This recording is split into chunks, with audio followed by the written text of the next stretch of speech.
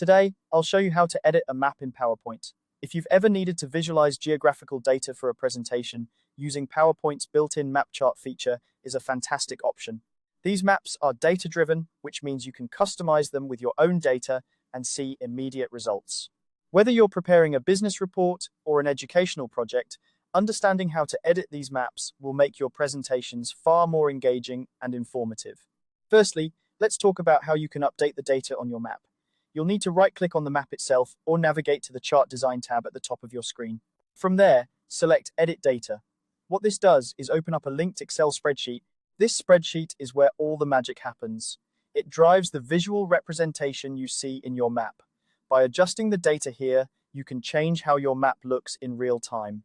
Once you have the Excel sheet open, you can change the values according to your needs. Let's say you want to show population density across different regions. You would input those numbers into the corresponding cells. As you modify these numbers, you'll notice that the shading on the map updates automatically. The map reflects the intensity or density of the data you've entered, making it an intuitive way to visualize information. This feature is particularly useful for highlighting trends or making comparisons between different areas.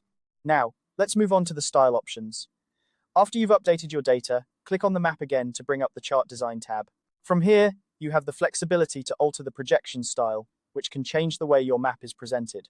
Maybe you prefer a more traditional look, or perhaps a modern flair fits your presentation better. You can also experiment with different color themes. This is not just about aesthetics. The right color scheme can make your data more understandable and visually appealing. If you're working with a corporate template, you might want to match these colors to your brand guidelines. Additionally, you can adjust the placement of the legend. The legend is crucial for helping your audience understand what the different shades on your map represent.